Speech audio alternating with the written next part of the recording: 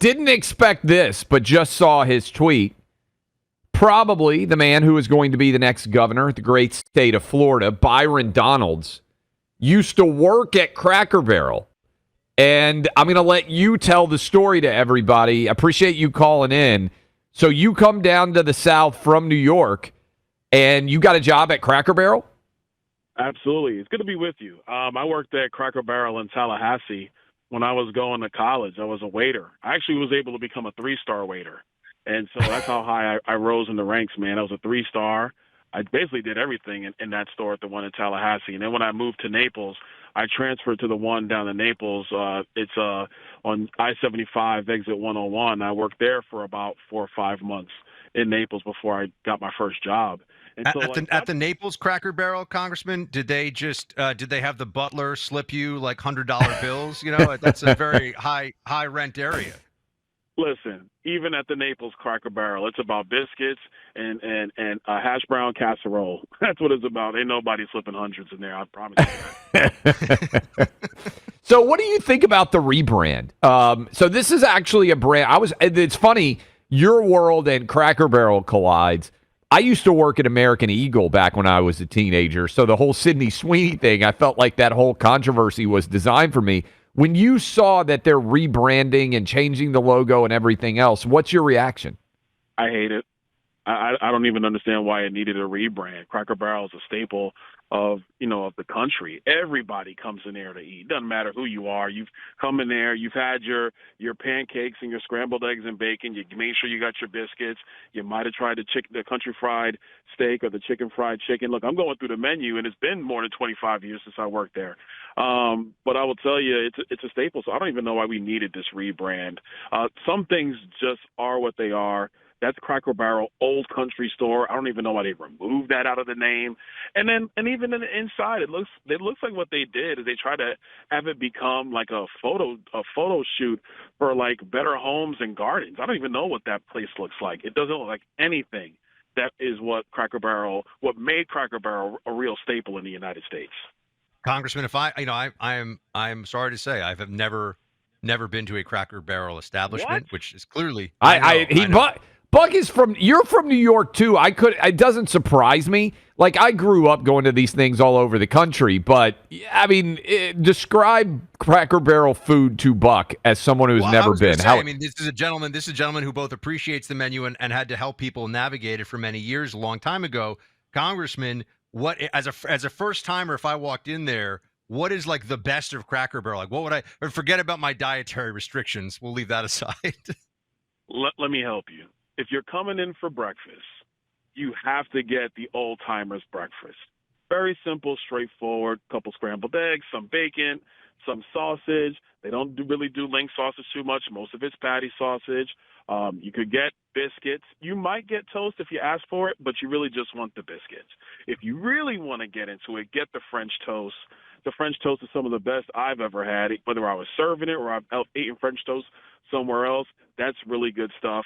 If you're coming in for dinner, you can't go wrong with the catfish fillets.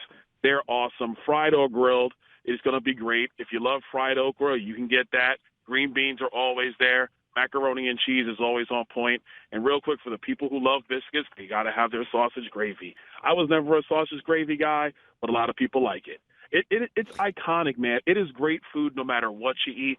Go there. I'm telling you, when you travel the country, go to Cracker Barrel. Maybe not this new version. Find one of the old ones where it's still designed the old way, because the food is fantastic.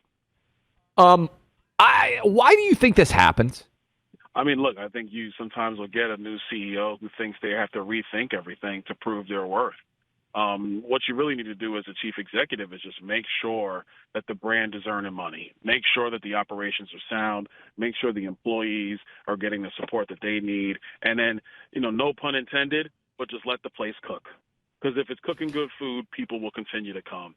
So these rebrands, I think sometimes you'll have an executive who thinks they have to leave their mark. And that's really not what you need to be doing. You need to be making sure that everybody's making money. The earning per share has continued to look good. I don't know how much they're spending on this rebrand. Just looking at how some of the responses have been, like mine and a lot of other responses, it's not going well. So it's probably going to cost shareholders money. It's pretty unfortunate. Okay, shifting gears here. We got college football kicking off in Ireland this weekend and other places. And then next weekend, I was actually going to text you about this. Now I got you on the show. I'll just tell you. I am going to Alabama, Florida State. I have never been to FSU for a game. For those of you who don't know, big Saturday in Tallahassee. One, will you be at the game? Two, what should I know and or go see at Florida State? I think I'm going to take a couple of my kids for that game on opening weekend of college football. Number one, I won't be in Tallahassee. I wish I was. I was already scheduled to be in another part of Florida doing an event. So I'm sad I'm going to miss the Knowles, but, I'm looking forward to seeing how we start this season. Two, make sure you take your kids to the Unconquered statue at the stadium. It's an iconic statue right in front of Doak Campbell. Trust me, it's nothing like it. Three, and I'm pulling from my nose. I think we're going to rebound from last season. So when that tomahawk chop comes out, let your kids do the tomahawk chop. Let them be a part of it. It's iconic in college football. Outstanding. I just want to throw this out there. I was looking this up, and hat tip our friend Sean Davis. Congressman, this may go a little bit to what happened with Cracker Barrel. Bring us back around here for a second. The Cracker Barrel chain, this is the New York Times, Cracker Barrel chain evoking Southern-style home cooking and hospitality, long seen as a white-coated establishment that aligned with conservative social norms. Oh, okay.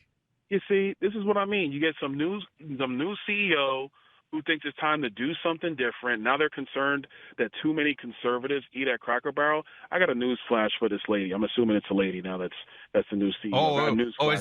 It's a lady. Oh, who it's looks definitely like, a lady. Who looks like she's feeding her 5 cats while she's watching MS Now. Yes. Oh boy. All right, news flash for her. This is how you lose customers. Because go look at your customer base. They're just regular people. They go and they eat good breakfast. A lot of repeats from people who live in the community who swear by Cracker Barrel, and now they're going to go somewhere else. I mean, this is how you end up losing your company. These are the dumb decisions for people who think they're smarter than everybody else. What you should do is go be undercover boss and go travel the country before you do these remodels and just see how people are in these restaurants. Like I worked in a Cracker Barrel for almost 4 years. Everybody was great. I never felt, I'm a black man. I never felt like, somebody was trying to hold me down because I was serving biscuits in the morning. It was a great. It sounds to me, Congressman, like you disagree with the New York Times describes it as a quote, Cracker Barrel as quote, a lightning rod for identity politics. It's the New York Times. Of course, I disagree with them. They're stupid. They don't know what they're talking about. That's why they're often wrong. But, I mean, I do think this is important. You worked as a waiter there, and you said this earlier. People from all different backgrounds come in. And it sounds like you had a really good experience with the patrons and the overall environment of the place when you worked there a quarter century ago. What percentage of patrons would you say, if you had to just put a percentage on it, were just we're friendly and polite folks who were there to have a nice meal, either alone or with their friends or family? Like what would you put that number at roughly in your 4 years of working there? I'm just curious. Oh, it's like 98%. Like 98%. 98, probably a good number. Every now and again, somebody might get a little rowdy if they didn't get their biscuits on time. Well, that's true of any restaurant, right? But yeah. 98%. Everybody was good. They just want to come in and eat good food. That's what it's about. All righty, Congressman. Anything else you want to announce while we're here? While we got you? I mean, you're already running for governor, right? I'm a Floridian, so can you keep this place? Can you just promise you'll keep this place awesome when you're governor? What I'll tell you is, in Florida, we're going to continue to be the free state of Florida. That will not change. Everything is going great. Proud and honored to have President Trump's endorsement, Rick Scott's endorsement, most of the congressional delegation. We're just going to take our state to a whole nother level, but it will continue to be the free state of Florida. Appreciate you, sir. We'll talk to you again soon, especially as that gets closer, right? Thanks for making the time for us today, Congressman Donalds. All right, take it easy, guys. See, Clay, never know. You don't have to look that long. You figure it out. The CEO came in. It's because there's a perception among people. This is what I think we've unearthed here, and I'm speaking kind of from the outsider perspective. There's a perception among coastal elites that Cracker Barrel is coded as old, white, and Southern, and therefore inherently, even though it's just selling biscuits and pancakes and things to whomever goes through the door, and people seem to love the place, inherently problematic. There's something problematic about the perception, which is not even rooted in anything, of it's old, white, and Southern. Well, what I would say, and I am not an expert in cuisine, clearly, but in my experience, white and black people in the South eat very, very similar foods. So I've never met anybody of any race in the South who was like, you know what? I'm not really a biscuit guy. You know what? I'm not really into fried catfish. You know what? I'm not really into cobblers and pecan pies and all this stuff. I see people eating very similar foods. I've been in Cracker Barrels all over the Southeast, and my experience would reflect what Congressman Donalds just said, which is most of the people there are just good old-fashioned people. Now, would it surprise me if Cracker Barrel, to your point, to the New York Times, codes, because it's a Southern-based company, as more likely to be eaten in by a Trump voter than, I don't know, I'm trying to think. I don't even know what the equivalent restaurant of liberals would be. Yeah, I would think that, but it's all over the South. I mean, Trump overwhelmingly wins the South. This is what they picked up on, is that to, quote, modernize it or to update it is to de-Southernize it. But that's my issue with it. It is the South. It's like saying... But that's the point. Yeah. Everyone's issue with it. That's why there's 500,000 tweets. And this is where I also think I think it's very similar to Bud Light. You take somebody from New York or LA who would never drink a Bud Light, and they say, you know what we should do? We should have trans influencers. Was there any trans person who was not drinking Bud Light because Bud Light wasn't trans enough? Of course not. The reason people go to Cracker Barrel is to get a good, home-cooked, old-school style Southern meal that your black grandma or your white grandma might have made for you back in the day. And as some grandmas to this day continue to cook. And so when you're trying to take away that which made people go to it in the first place, again, I don't understand. The marketplace for Cracker Barrel is not to be Applebee's. And that's not a shot at Applebee's, but Applebee's is like the most...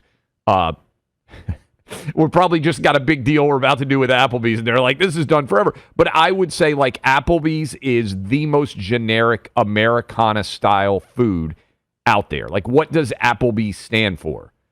Nothing, right? It's like kind of, this is generic. Whoa. I feel like Applebee's just caught an elbow there. I'm not trying to take Applebee's out, but like Chili's, you would be like, hey, Chili's is Mexican-style food. Olive Garden, you'd be like, Olive Garden is Italian-style food. I mentioned it earlier. Outback is Australian steakhouse style. Texas Roadhouse. I mean, it's in the name. Is it though? Is Outback Australian? I get it. No, it's not at all like that. But you understand the branding concept. The entire branding of Cracker Barrel is Southern style food.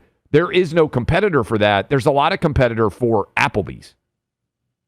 It's not a matter of whether you're going to have cell phone service. It's a matter of who you want to give to provide that cell phone service to you. This is why I'm telling you, really give some thought to this. Pure Talk. That's a cell phone company that I use. It's one that Clay's family is on. It's a company that we both admire. Founded by a veteran. Their customer service team is 100% U.S.-based, keeping jobs at home, including many veterans. Pure Talk uses the same towers and same network as the bigger companies, but charges a fraction of the price. For just $25 a month, you can get unlimited talk, text, and plenty of data on America's most dependable 5G network. Just to give you some perspective, the average size family of four saves more than $1,000 a year when they switch to Pure Talk. And with Pure Talk's U.S. customer service team, you can switch hassle-free in as little as 10 minutes. You can even keep your phone and your number. So using your cell phone, dial pound 250, say the keywords Clay and Buck to make the switch. You'll save an additional 50% off your first month. Again, dial pound 250, say Clay and Buck to start saving today. Pure Talk.